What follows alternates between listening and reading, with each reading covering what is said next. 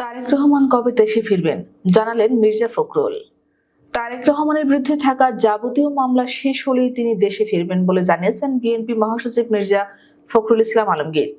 আজ বৃহস্পতিবার দুপুরে হযরত শাহজালাল আন্তর্জাতিক বিমানবন্দরে সাংবাদিকদের তিনি একথা জানান। এর আগে বেলা 12:45 বাংলাদেশ বিমানের ফ্লাইটে হযরত শাহজালাল বিমানবন্দরে পৌঁছান তিনি। গত 30 নভেম্বর স্ত্রী রাহাত আরা বেগমকে নিয়ে বিএনপি মহাসচিব লন্ডন যান। লন্ডন অবস্থানকালে তিনি বিএনপির ভারপ্রাপ্ত চেয়ারম্যান তারেক রহমানের সাথে সাক্ষাৎ করেছেন এবং কয়েকটি স্থানীয় দলীয় কর্মসূচিতে অংশ নিয়েছেন।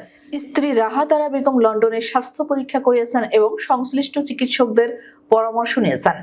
বিমানবন্দরে বিএনপি মহাসচিবকে অভ্যর্থনা জানাতে উপস্থিত ছিলেন বিএনপি নেতা ফরহাদ হোসেন আজাদ, আবু মোহাম্মদ আহসান ফিরোজ, সাদি আহমেদ, মিডিয়া সেলের সদস্য সাইরুল কবির খান। হযরত শাহজালাল আন্তর্জাতিক বিমানবন্দরের সাংবাদিকদের মির্জা ফখরুল ইসলাম আলমগীর বলেন, আমি যে উদ্দেশ্যে লন্ডনে গিয়েছিলাম ভারপ্রাপ্ত চেয়ারম্যানের সাথে দেখা হয়েছে। এছাড়া প্রবাসী বাংলাদেশি এবং বিএনপির নেতাদের সাথে কথা হয়েছে, তাদের সভায় যোগ দিয়েছে। তিনি বলেন, সেখানে প্রেসের সাথে আলোচনা হয়েছে। লন্ডনে আমার সফর ভালো ও ফলপ্রসূ হয়েছে। তারেক রহমানের কাছ থেকে কি বার্তা এনেছেন জানতে চাইলে মির্জা ফখরুল বলেন, ভারপ্রাপ্ত চেয়ারম্যান সাহেব বলেছেন দেশবাসী ধৈর্য ধরবেন। একটা বিশাল বিজয় এসেছে ছাত্র জনতার আন্দোলনে। এই বিজয়কে ফলপ্রসূ ও সার্থক করতে হলে অবশ্যই সকলকে ধৈর্য ধরে ঐক্যবদ্ধভাবে কাজ করতে হবে এবং গণতন্ত্রকে পুনঃপ্রতিষ্ঠা করতে হবে। গণতন্ত্রের প্রথম পদক্ষেপ নির্বাচনের জন্য সকলকে প্রস্তুতি নিতে হবে।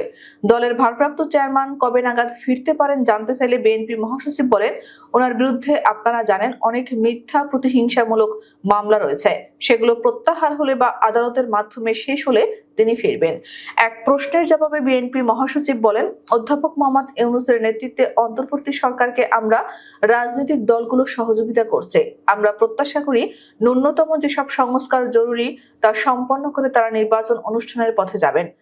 এর আগে বিএনপির জ্যেষ্ঠ যুগ্ম মহাসচিব রুহুল কবির রিজভী জানান, আজ বিকেল নয়াপল্টনে দলের যৌথ সভায় যোগ দিয়ে বিশেষ নির্দেশনা দেবেন বিএনপি মহাসচিব।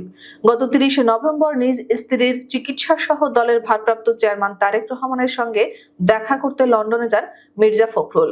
সফরকালে যুক্তরাজ্যে অবস্থানরত বিএনপির ভারপ্রাপ্ত চেয়ারম্যান তারেক রহমানের সঙ্গে 1-to-1 বৈঠক করার পাশাপাশি যুক্তরাজ্য বিএনপির আলোচনা সভা মিট দ্য প্রেস সহ একাধিক অনুষ্ঠানে অংশ নিয়েছেন মির্জা ফখরুল।